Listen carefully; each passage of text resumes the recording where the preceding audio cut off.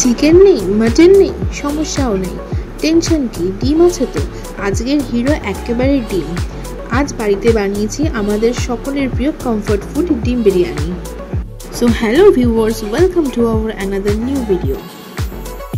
বিরিয়ানিতে আলুর গল্প একেবারেই আলাদা। যেখানে বিরিয়ানি সেখানে আলুর রাজত্বই আলাদা। আমার কাছে আলু ছাড়া আবার বিরিয়ানি একেবারে অশুদ্ধ।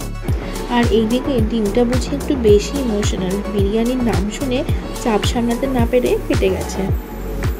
তবে যাই বলো, চিকেন মাটনের রাজত্বে ডিমের প্রভাবও কিন্তু কিছু একটা কম নয়। বিরিয়ানির জন্ম শুরু মুঘল আমল থেকে। সম্রাটের দরবারে এই রাজকীয় খাবারের জন্ম নেয়।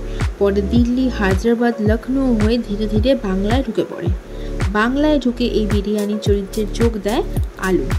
বলা হয় যে নবাব ওয়াজিদ আলী শাহ যখন কলকাতা নির্বাসনে আসেন তখন বিরিয়ানিতে আলু দেওয়া শুরু হয়, কারণ তখন মাছ মাংস সবার নাগালে ছিল না, আর আলু ছিল সস্তা ও সহজলভ্য।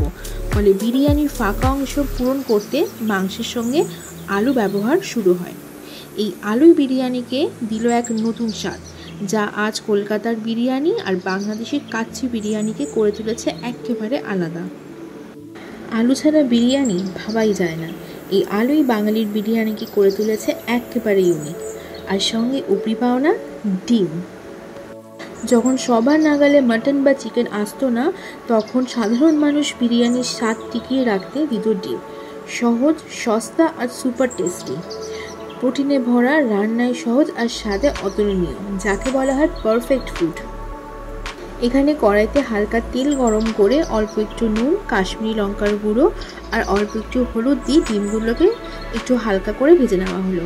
আর এদিকে আমার বিরিয়ানির জন্য চাল প্রায় 80% রেডি। আর এখানে ডিম বিরিয়ানির সাথে আমি আজকে সয়াবিনস ইউজ করেছি। এখানে সয়াবিনগুলোকে সেদ্ধ করে হালকা লঙ্কার গুঁড়ো, হলুদ গুঁড়ো আর একটু জিরের গুঁড়ো, নুন দিয়ে একটুখানি ভেজে ভেজে নামিয়ে নিতে হবে।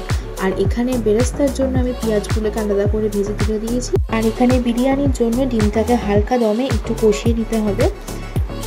ডিম বিরিয়ানির মজা হলো সহজ, বাজেট ফ্রেন্ডলি আর খেতে একেবারে সুপার টেস্টি।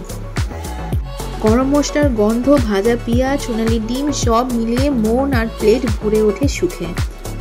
বিরিয়ানিতে এই গ্রেভির লেয়ারিং যেন প্রতিটি লেয়ারে আলাদা আলাদাই গল্প বলে। নিচে মশলার রং, ওপরে সাদা ভাত আর মাঝের ডিম, একেবারে রাজকীয় আসন। লেয়ারিংয়ের পর 10-15 মিনিট হালকা আছে বসিয়ে গরম গরম সার্ভ করে নিলাম সকলের প্রিয় এগ বিরিয়ানি। যারা এখনও এগ বিরিয়ানির মজা নাওনি, চটপট বানিয়ে ফেলো সহজ ঘরোয়া পদ্ধতিতে এগ বিরিয়ানি।